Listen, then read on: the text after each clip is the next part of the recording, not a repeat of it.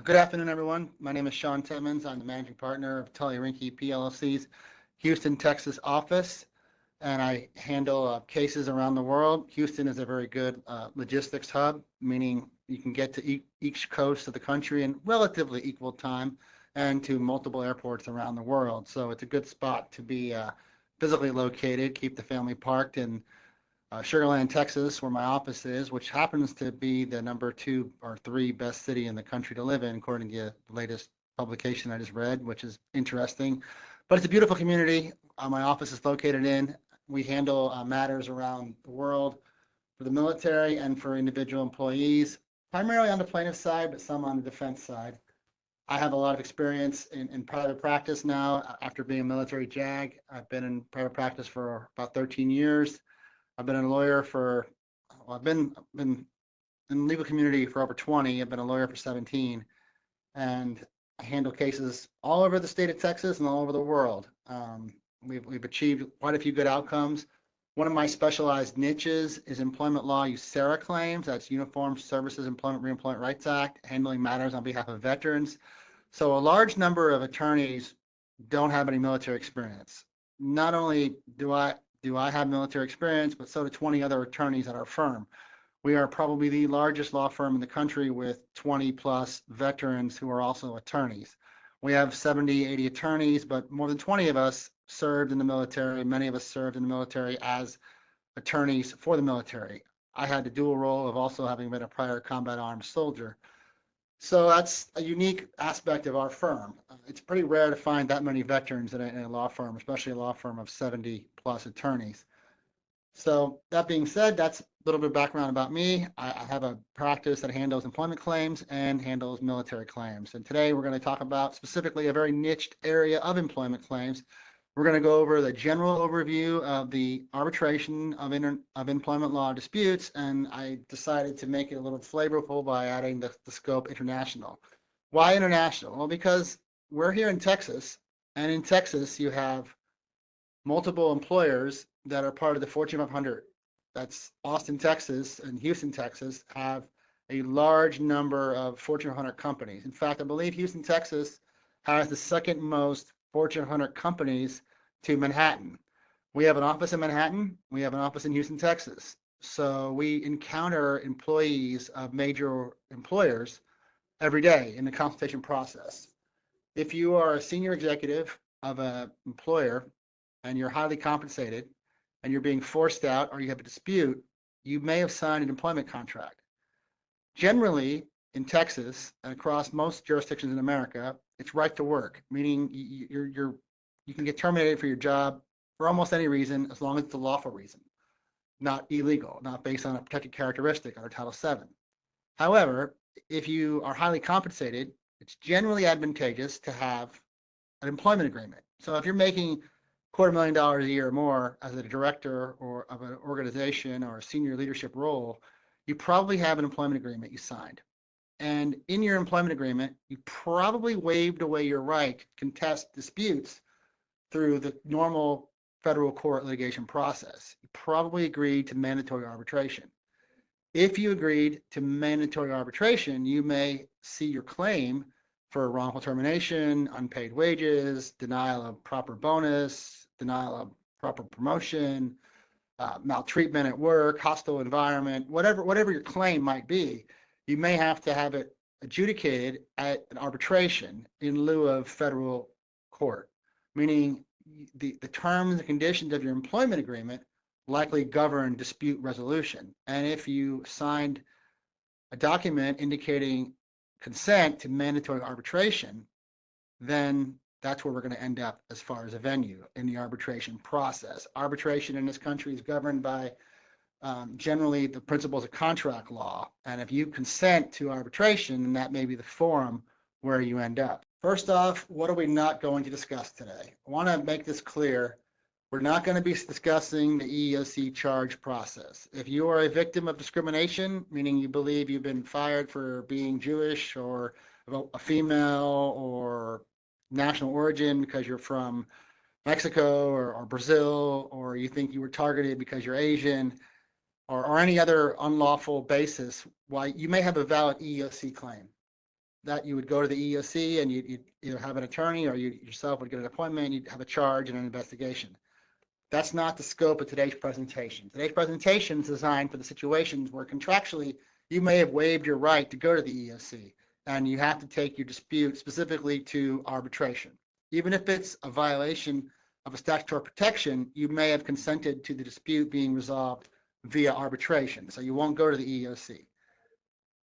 EEOC process is covered by multiple other webinars. My colleague, Mike Fallings, other colleague, Nathan Simmons, Paul Freener, many other attorneys in our firm have done webinars about handling employment disputes, and some of that touches on the EEOC process. I know I've been involved in those webinars. So I highly encourage you, if you're looking for information on the EEOC process, to Google us, look at YouTube, and find our other webinars. They will discuss the EEOC process. We're also not going to discuss the federal or state lawsuit process. You can go to federal court and ask for arbitration to be set aside. So I will briefly discuss the fact that if you go to arbitration and lose, you could ask federal court to set it aside. But you generally have to show the arbitration was a sham, it was a fraud. They failed to follow their own rules, and that they were so grossly in violation of their own internal procedures that the courts need to intervene and give you a fair chance. The odds of that being successful are next to zero. Alex Rodriguez tried that with high-powered lawyers against Major League Baseball, and it was unsuccessful, and he was forced to drop his lawsuit before getting sanctioned by the federal courts. So that process to even try to challenge arbitration via federal litigation is not the subject of today's webinar. I will say it's possible, but it's highly unlikely, and it's outside the scope of my presentation. We're also not going to discuss mediation. Mediation is a dispute resolution process. It's part of ADR, alternative dispute resolution. Instead of going to court, you may be able to resolve your claim through mediation. Well, today is the other side of the ADR. ADR means mediation or arbitration. Today we're going to discuss the arbitration angle. But mediation is similar to arbitration, but instead of a ruling being issued and a judgment being enforced, mediation is an individual who's neutral, who's trying to facilitate a compromise between both parties. That's the mediation process. And we have a webinar on mediation in Texas and mediation of employment law disputes. So that's another webinar, and I encourage you to watch that if you have questions about the mediation process. Also, I'm not going to go into the demand letter process or severance agreement analysis. If you were proposed a severance agreement and you want to contest the validity of the agreement or the terms and conditions, you may end up in arbitration. So if you believe your severance is not sufficient, or they're trying to lowball you as far as your stock options or your benefits or your financial contribution or payout, you may end up in arbitration over the content of your severance agreement. But the actual terms, the conditions of the severance, I'm not going to get into that. If you have a severance, if you propose a severance, you definitely want to have legal counsel review that severance and help you make a decision whether taking it is in your best interest or turning it down and trying to negotiate a better severance is the best outcome for you. And we're not going to go into other topics that I encourage you to watch other webinars. We're going to continue to do a series of webinars, several a month within our firm, Tully Rinckey PLLC. So depending on when you're watching this, there may exist dozens and dozens of webinars. This one is specifically focused exclusively on a general overview of the arbitration of employment law disputes and with the flavor of how it's done in other countries and how you may end up in another country even though you work here in America.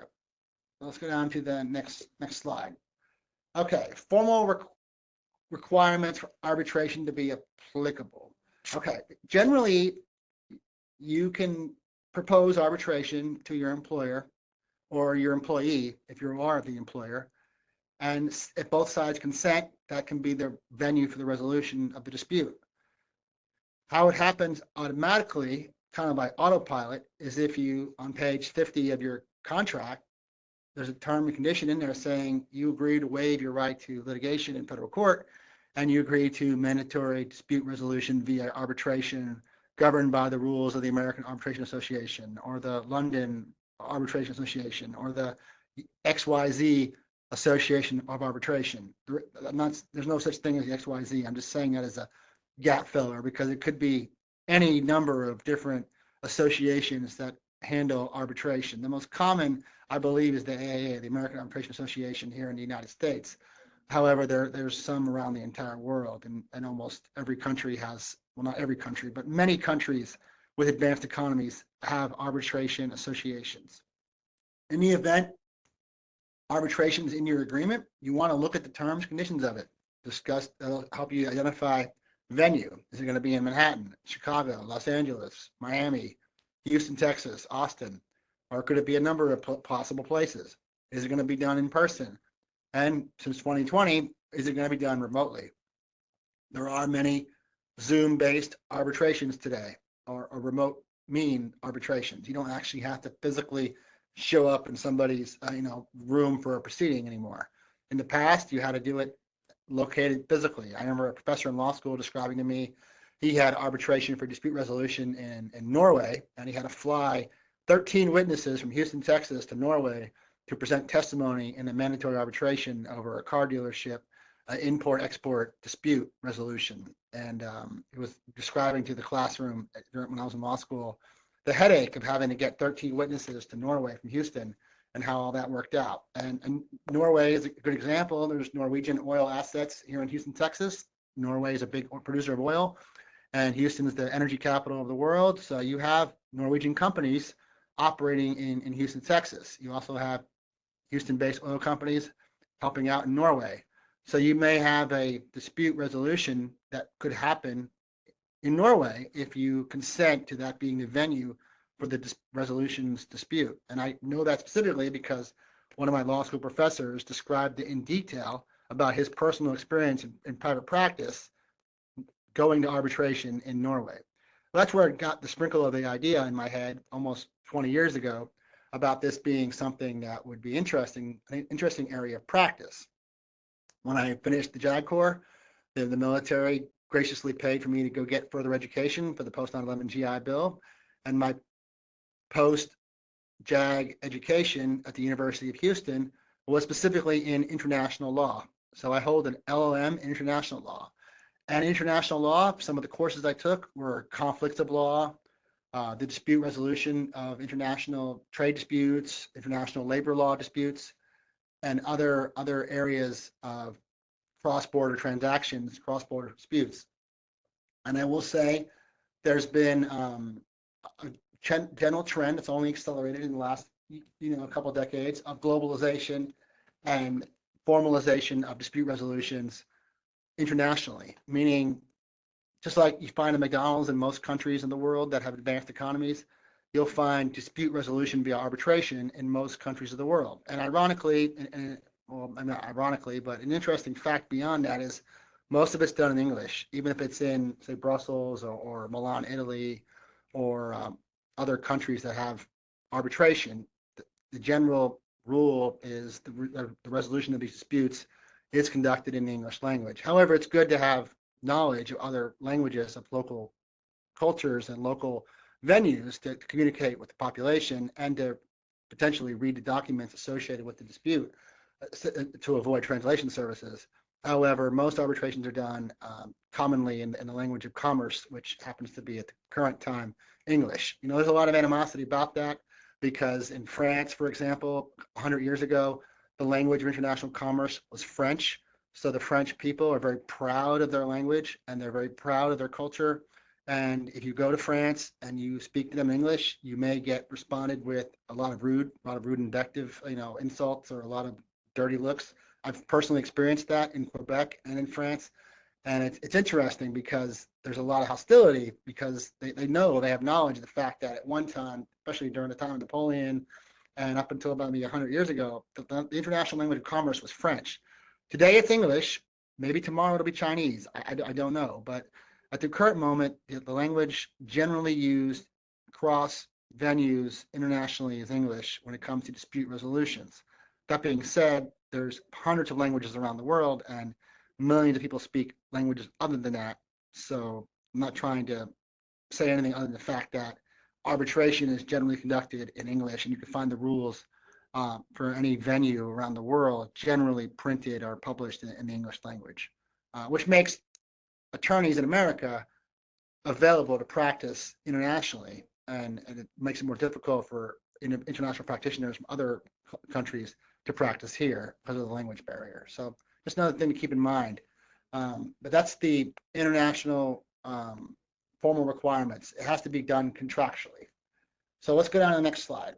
What is arbitration? Well, arbitration is kind of like a trial, meaning it's kind of like if you ever watch on TV, Judge Wapner or Judge Brown or Judge Judy, where you have a judge sitting in a courtroom and you have both sides present their case and the judge makes a ruling. That's kind of arbitration, meaning you have an arbitrator and you have party A and party B, and the arbitrator listens to the evidence from both parties and makes a ruling on who is responsible and who's going to pay and who's ultimately going to be hit with the costs associated with it. Now, both parties can agree to incur their own individual costs to facilitate the arbitration, or they can agree for one side or the other to be responsible financially. A lot of times employers, to get around some of the contractual limitations on the enforceability of arbitration, will agree to pay for the arbitration and incur the costs for the arbitrator and the costs associated with the logistics to get to the arbitration, but they won't necessarily pay for your own counsel. So if you work for like a hotel and you agree to arbitration of disputes, they may pay for the arbitration, but you still have to pay for your own attorney. I've run into that. I've had hotel managers call me saying they elected arbitration for dispute resolution.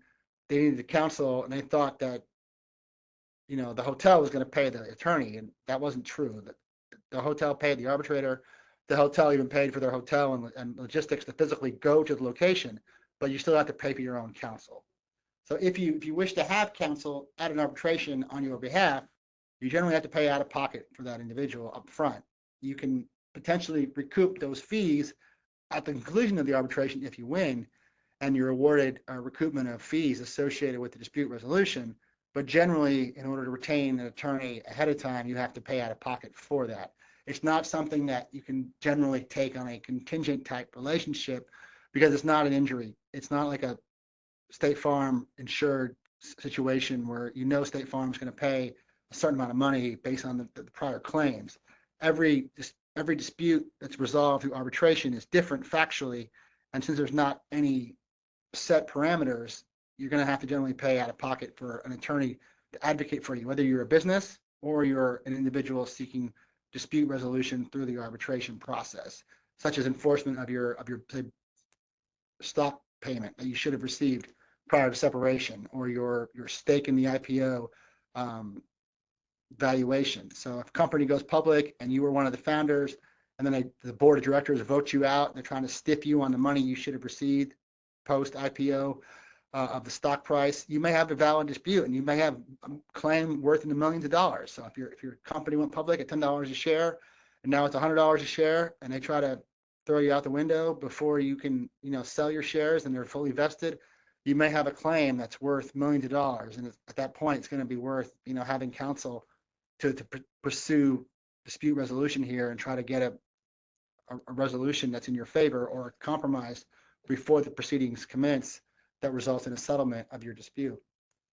But back to the formalities of it, arbitration, the benefits of it is generally faster and more cost effective than going to court. You file a claim with the EEOC or you file a lawsuit, it takes 1 to 2 years to get it off the ground, get it up and running, and have a trial on the merits.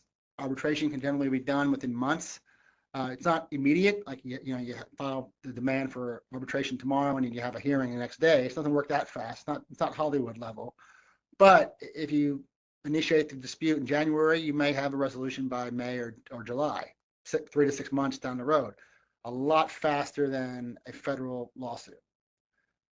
And the parties generally have to agree on the decision maker. So you get the chance to, review the merits of each individual arbitrator and determine if that's somebody you're comfortable having your dispute heard before. The biggest benefit to arbitration, and I hear this a lot when it comes to federal litigation, is people don't want their private business aired publicly. Well, if you file a lawsuit in state court or federal court, that information, absent special circumstances where you get to remain anonymous through a Jane Doe type filing, absent those unique circumstances where it's permitted to be Jane or John Doe, generally speaking, 99% of the time, when you file pleadings in court, that's public record. And that's out there for the rest of the world. So just a word of mouth. If you're in a family law dispute and you're fighting with your soon-to-be ex-spouse over the toaster, you may not want to put embarrassing facts in court pleadings, because the rest of your life, people can look up the fact that you and your former spouse were fighting over the cat or the toaster or something trivial. And that may harm your employability in the future, because who wants to hire somebody who was so petty about a toaster? I'm trying to be silly a little bit, but the reality is people do look that stuff up. And if you've gone through a nasty divorce or a nasty employment dispute, that may harm your future employability. So the greatest benefit to arbitration is proceedings are confidential and the documents themselves are generally not open to the public. Meaning, could the government obtain copies of them from a police investigation? Probably, but they're going to need to subpoena them. And it's highly unlikely anybody other than law enforcement would ever see those records.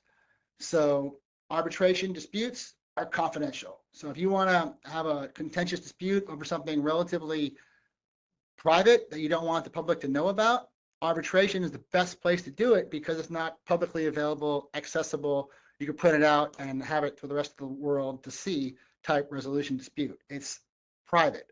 And by being private, that means it's generally confidential. So let's talk about different arbitrations in different venues now. Let's get into the point of the whole presentation. We talked a little bit about the fact that arbitration becomes applicable if you have a dispute resolution contractual stipulation in your employment agreement that says you agree, you consent to arbitration being the venue for dispute resolution. And in America, those are generally enforceable, meaning if you voluntarily consented to that agreement and you're highly compensated, it's generally enforceable. If you're making minimum wage at a gas station and they try to say it's mandatory arbitration, public policy will probably say that's unenforceable contract of adhesion and it violates public policy and it's unfair because the parties were not equally, knowledgeable about the terms and conditions of the employer-employee relationship, and mandatory arbitration should be set aside. So when the compensation of the employee is relatively low, market-wise, courts are hesitant to enforce arbitration. But if you're a highly compensated executive, you're assumed to be a sophisticated, credentialed individual. The consent associated with the signature is generally presumed to be valid. Therefore, it's enforceable. Therefore, you're stuck with the arbitration.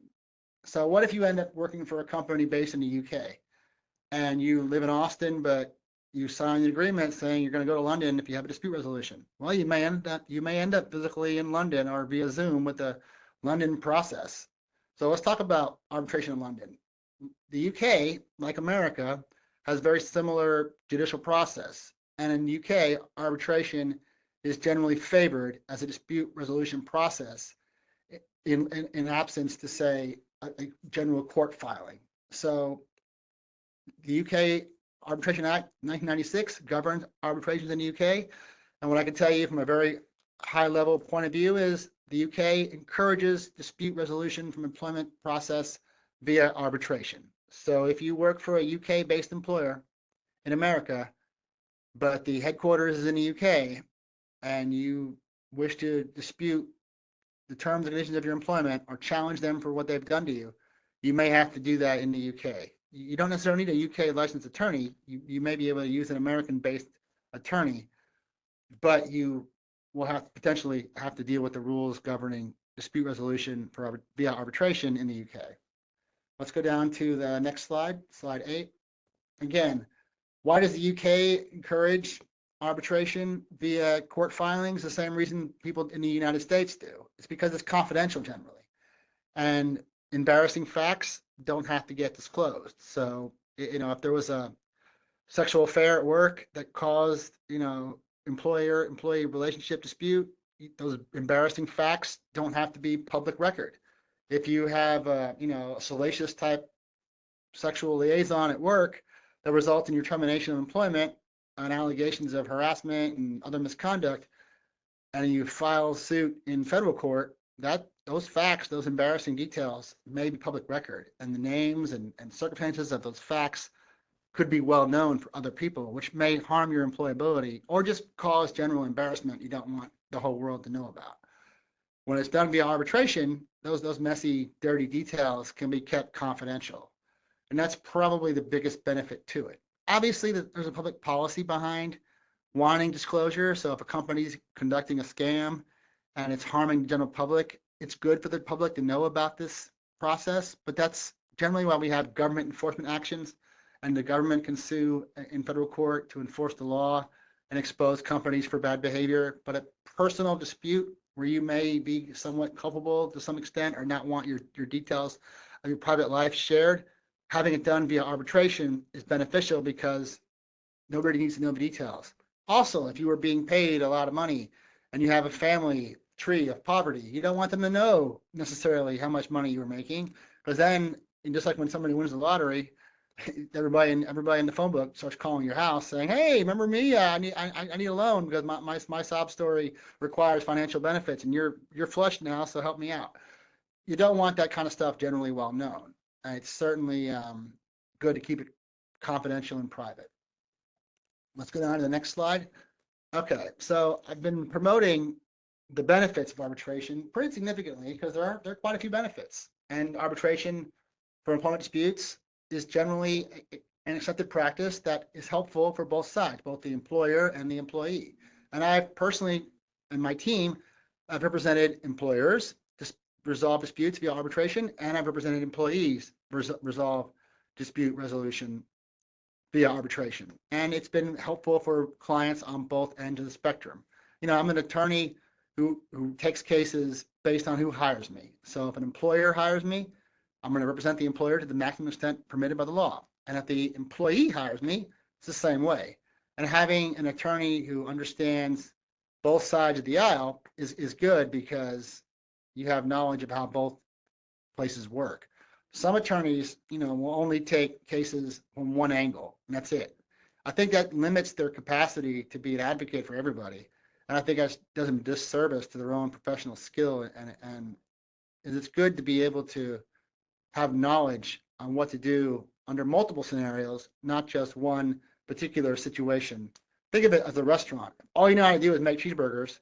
Well, what do the menu want? What do they want? Salad. It's good to know how to make multiple things to satisfy multiple customers and help multiple people out. And as an attorney, I feel it's good to be able to handle not just making cheeseburgers, but also making salad and pancakes and everything else.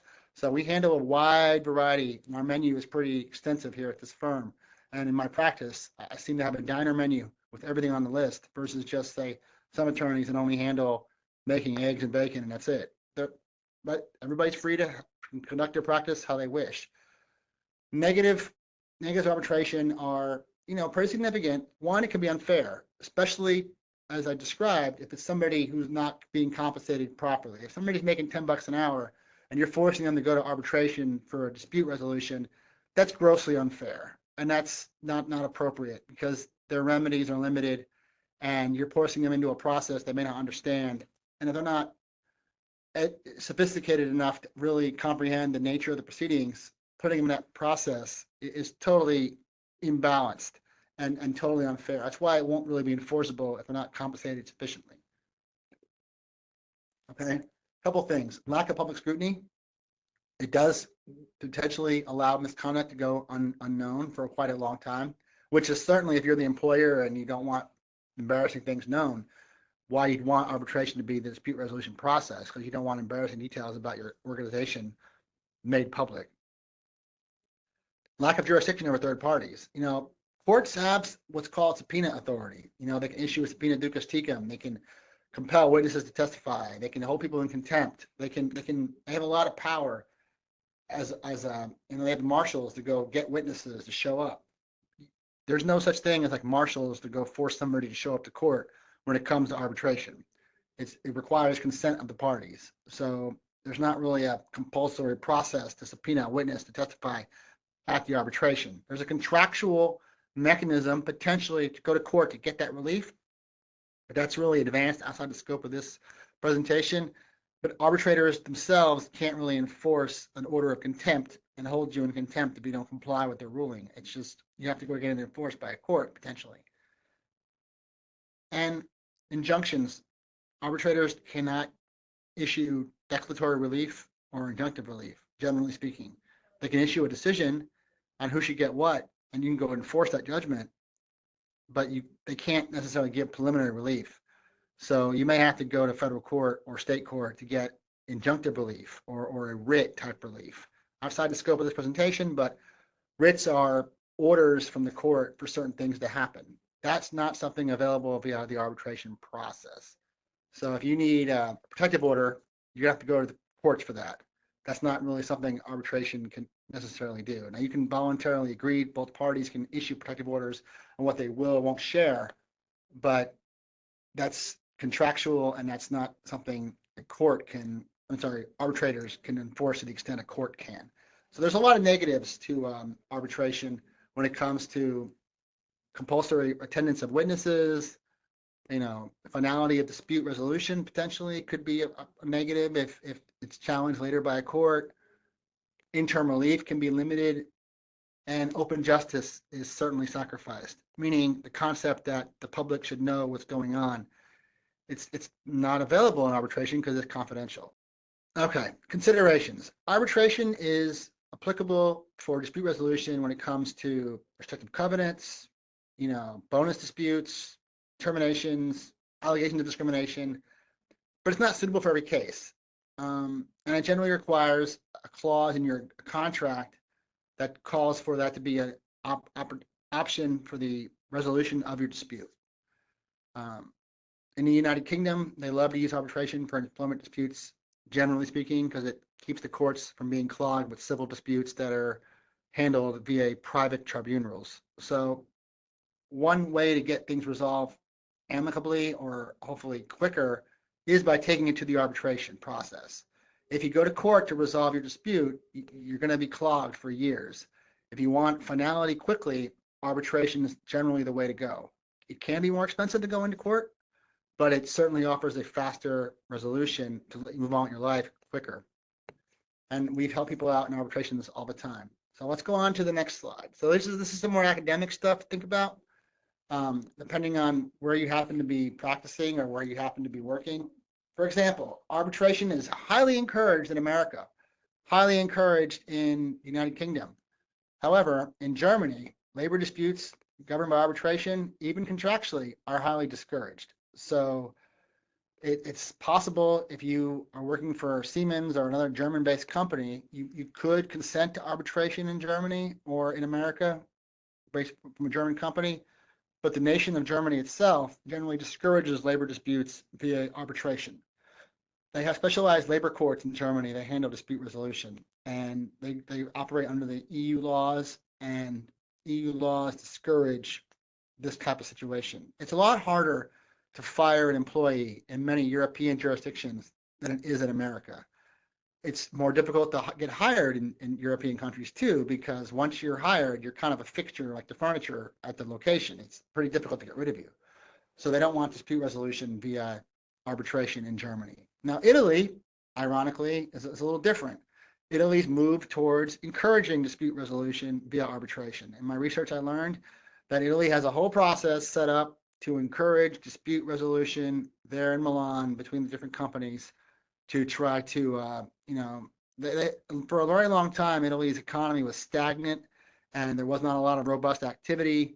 To try to make it a little more employer friendly, they've encouraged now dispute resolution via arbitration to allow people to come and go from employers a little bit quicker and get issues resolved a little faster. So Italy does encourage arbitration. Let's go down to the next slide, slide 12. France is a great example of where via public policy, and it's actually written in the law, arbitration is just not allowed. So if you work for a French company in Paris, you're not going to be able to get your situation resolved via arbitration, even if you try to contract for it. So if you're a business and you're operating in America and you're operating in the UK and you want to expand your operations to France, you need to comply with the local labor law of France, which is why you would want counsel to advise you on the terms and conditions of your ability to operate and the functionality of your business when it comes to local on-the-ground employees. And in France, if you have French nationals working for you physically in France, arbitration is just not allowed via statute. There's a public policy in France that says we don't permit employment dispute via arbitration. Just can't do it. Similar in Denmark. Denmark strongly discourages arbitration. Finland, however, the location where Nokia and other major tech employers happen to be, actually strongly encourages employment disputes via arbitration. And in my research, I learned that over 75% of the population of Helsinki speaks fluent English. Primarily, they've made that city a hub of international commerce. And if it's an international commerce location, it's likely you're going to transact business in English. And Helsinki, Finland, even though the Finnish language is very, very different than English, many of the people there are fluent in English language. And arbitration is highly encouraged in the country of Finland. 5 million people, but and a very small, population, but they have a very high impact when it comes to technology services and other, international business operations. Greece, another example of a country that says, nope, via public policy, we will not allow arbitration. So under the Greek framework for dispute resolution for employee disputes, you cannot use arbitration at all. So France and Greece are very protective of the employee, and in their countries, in their cultures, the employer-employee relationship is much stronger and much more permanent than it is in the United States. In the United States, in the United Kingdom, in other countries, you can come and go between jobs, and it's highly encouraged to switch positions and not necessarily stay with one employer for the duration of your life. In France and in Greece, you have an employer-employee relationship for a very long duration, and it's generally accepted that you'll be with that employer for the duration of your career. Changing jobs is discouraged significantly, and dispute resolution, therefore, it's not even permitted via statute. So those countries discourage it entirely. So you have to, the point of all this, to give a little bit of a sprinkle of flavor of how things are done around the world, is if you're an employer, you have to be knowledgeable about how things are done in the location where you operate, so you can understand the framework of what you're allowed to do and what you're not allowed to do. And if you're an employee, you want to know where, if you take a job with certain organizations that are based in certain locations, what your rights and restrictions might be. All right, in summary, it's been a privilege to speak with you today. I want to emphasize it's very important that you discuss your issue with experienced counsel to protect your rights and secure the best possible outcome. So if you have a dispute that's to be governed by arbitration, you absolutely want to consult with an employment attorney who has knowledge about how to handle disputes via arbitration. You also want to make sure, this goes back to the very, and I could have said this at the very first slide, if you are presented with an employment agreement, especially one that's thick, you want to make sure it's reviewed by qualified and capable counsel thoroughly, so there's no gotcha provisions in there, such as you agree to mandatory arbitration of your dispute resolution in Helsinki, Finland by the arbitrator we choose. They can sneak that in there and you may not see it, and then all of a sudden, you're hiring an attorney to go to Helsinki, Finland to fight for you and advocate for the stock benefits you were deprived of. It's happened. It happened to people, and my law professor in law school described as his clients. So it's certainly something that you want to be mindful of before you consent to change your job, change your life. Also, one other practice tip, if you're given relocation compensation to move, be very careful of the fine print, because it may say words to the effect that we're going to move you from Wisconsin to Houston, Texas, and we're going to give you $50,000 to relocate. And we're going to give you $100,000 in real estate, loss on your home sale. That sounds wonderful. You're going to get a $50,000 benefit to move from Milwaukee, Wisconsin to Houston. But I guarantee in that document, it's also going to say in the fine print, if you're terminated for cause within the first 2 years of your job, you agree to pay everything back to us. If that's in your agreement, that may be enforceable, and it may be enforceable via arbitration. And getting out of that will require a dispute resolution to show that, well, you didn't necessarily get terminated for cause. There was another reason their accusation is a sham or the accusation is not legitimate. Lots of issues are just resolved that way. I handle a lot of disputes when it comes to recoupment of relocation compensation. A large number of people were moved to Austin, Texas, and given relocation packages, and then 6 months later they were let go, and the company saying, "Oh, you got to pay us back everything we gave you because we never would have moved you had we known we were going to fire you within the first 6 months." and they'll come up with some excuse to say, well, yeah, it's because you were terrible at your job, you know what you were doing. And it might not be accurate whatsoever. It's just their excuse to try to force you to pay back the money they spent relocating you. So if you're in that situation, you definitely want to consult with the counsel about how to handle that, and you may end up in arbitration to get that resolved. Well, it's been a pleasure speaking to everybody today. I think that concludes the webinar. At this time, I'm going to open it up to any questions any of my participants may have.